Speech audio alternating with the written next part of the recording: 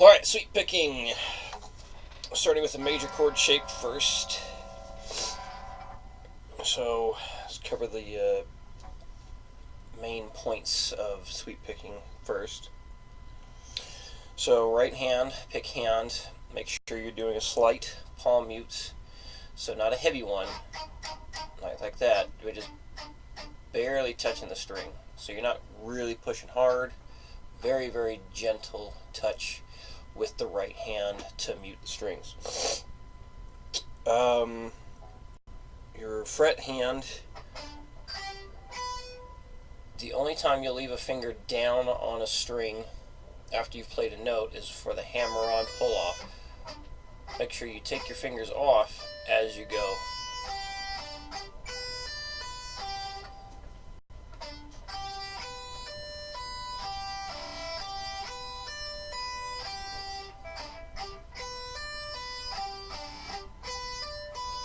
Because you want to avoid making sounds like this.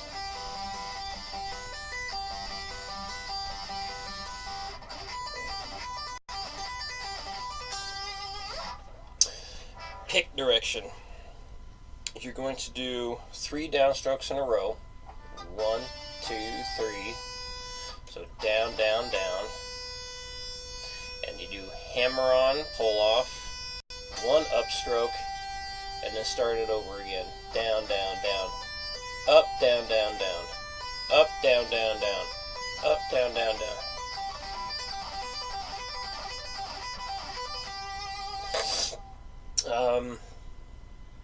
Let's see. It is true that you're not trying to do like 3 individual downstrokes like this, like you pick and then reset your hand to pick again. It's not like going down, down, down. It is eventually going to be one straight motion, and that's the sweep part of sweep picking.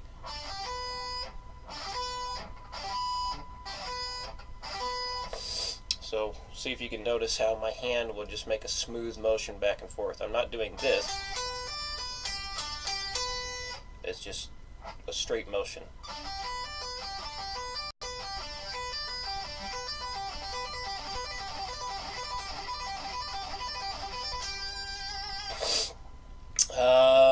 Fingering. You got your first, second, first, and fourth. You can use the same fingers for the minor chord shape. You just have a bigger stretch at the top of the shape.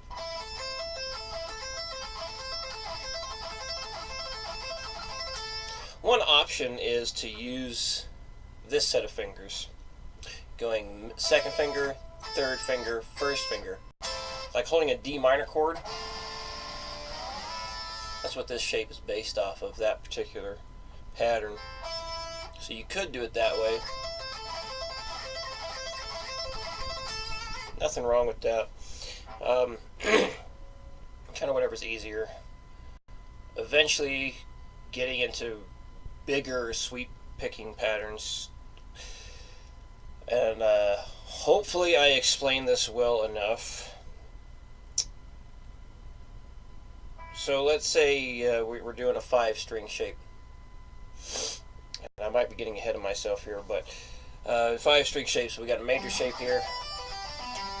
That's the same note structure as this, the G major shape that I gave you.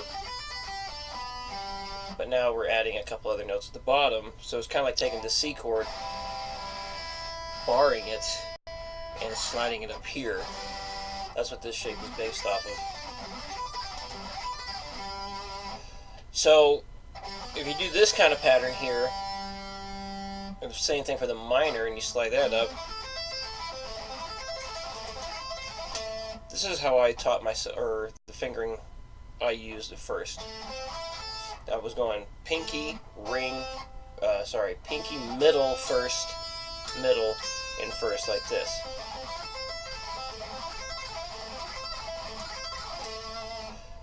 Now, an issue came up when I added a finger at the bottom of the shape.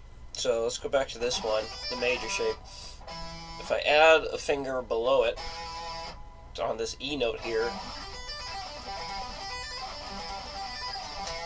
turns it into a an E minor 7 instead of a G major chord. Now if I do the same kind of idea here with this minor shape, but basically I'm adding a note 2 steps in key below. So 2 notes below in key G. So you have G, and then you have F, and then E. So that's why I added E below this G major shape. If I do the same thing with this A minor shape, 2 notes below the A is F. And I noticed that if I use the same fingering, it's really awkward with this stretch at the bottom. So I relearned how to do the fingering for this to use these fingers. So this is the whole point of me going off on this. Why this is an option for this minor chord shape. This group of fingers, which is different than what we went over yesterday, using your middle, third, first, here, lends itself to this bigger shape. However, for speed purposes of switching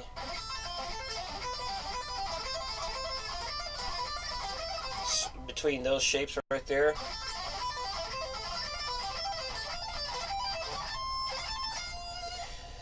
it will be easier to use your first finger to start all those shapes.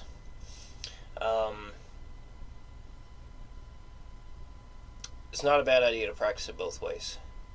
It really depends on what you're playing. Might make more sense to change what fingering you use.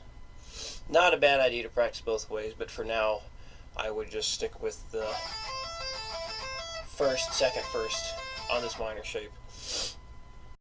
So you may be wondering, why in the world did I just tell you all that stuff? Think of it as kind of a fair warning on what's going to happen. So this way you can see what a bigger picture of all this stuff is going to be. Hopefully I didn't just confuse you too much. Alright, and then diminished chord, the last one we have. Just using your first, third, and first finger, pinky. So yeah, the goal will be 200 beats a minute with triplets. You can start off by doing eighth notes first. Get used to that. It might be a little bit easier to do like the 1 and 2 and 3 and 1 and 2 and 3 and. So if that's easier, do that first. Alright, on to our tapping. The multiple finger one. As far as cutting your nails in order to play this, this is what I would think about.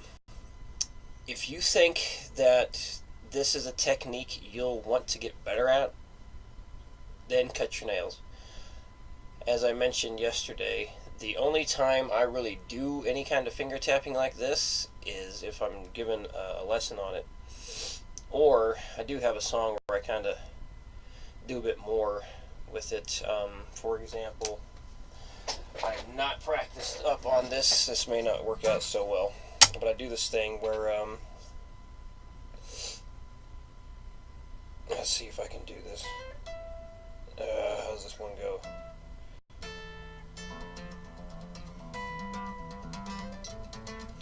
Do things like that sometimes.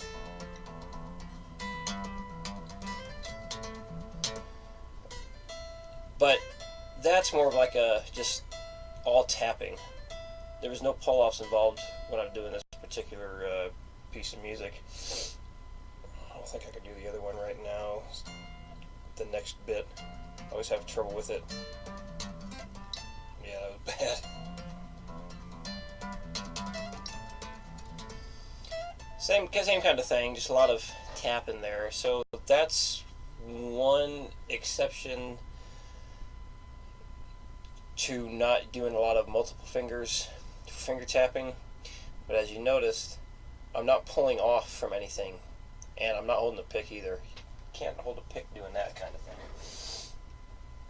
So I'll demonstrate this again, but if this is something that you want to get a lot better at, the multiple fingers on your finger tapping, then yeah, you'll need to cut your nails. But if you don't think this is something you really want to get into, then I wouldn't worry about cutting your nails. So it's, again, this is a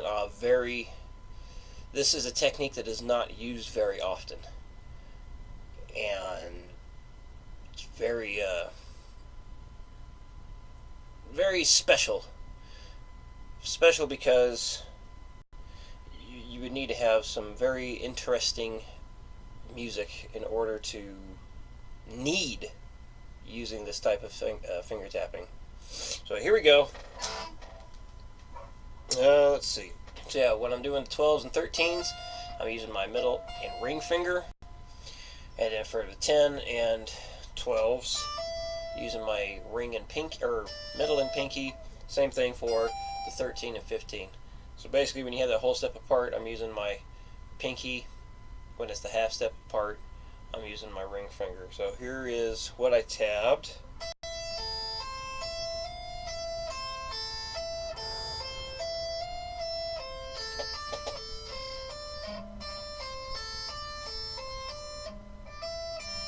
Boy, I'm not doing well. It's almost like I play worse when I'm doing this slow.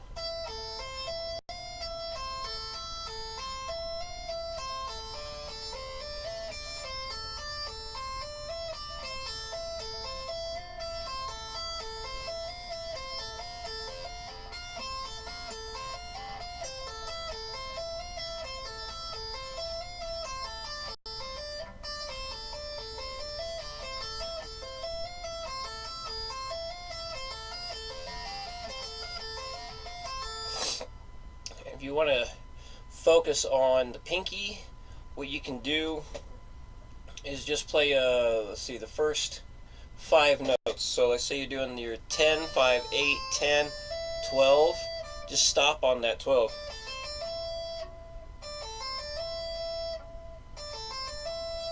This way you get good practice with making that pinky note sound good. Again, I hardly ever do that, and it feels very tender on the end of my pinky finger. But you can build a callus there just like anything else. Alright, next finger tapping thing, where you're tapping and hammering onto the same note. Here we go.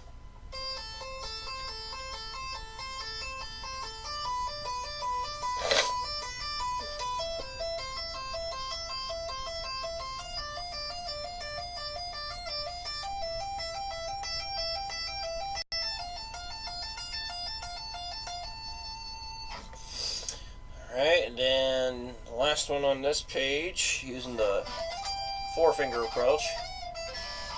Here we go.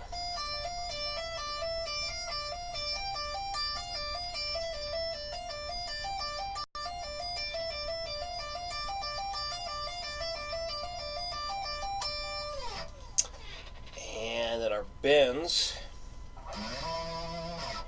So remember, the stuff is broken up into 2 parts. First part, focusing on the E, A, D strings.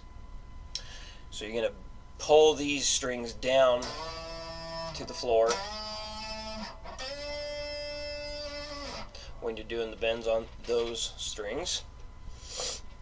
So you hit the 12, and then you bend the 10th fret up to that same note. Make sure you use 3 fingers. Have your ring finger on the note you're going to bend up. Have your middle and first right behind to help you have more control over the bend and give you enough strength to do the bend. So do each string at least 2 times. You are more than welcome to do it more than twice, but at least twice.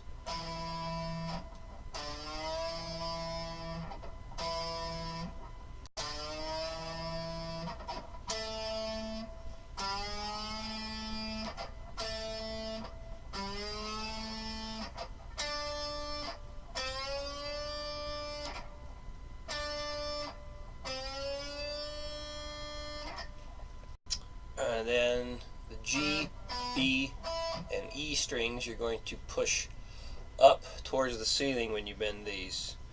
So same thing, you hit the 12th fret, hear the note you're going to bend to, and then bend that 10th fret up, ring finger on the 10, second finger behind it, first finger behind that.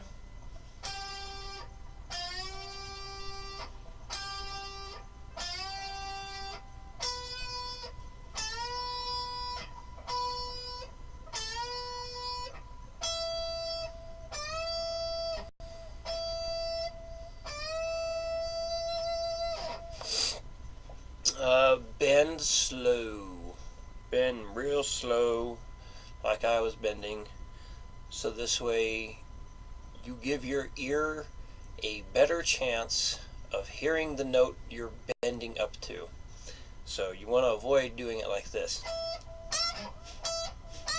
That's too fast. You got to go slower than that.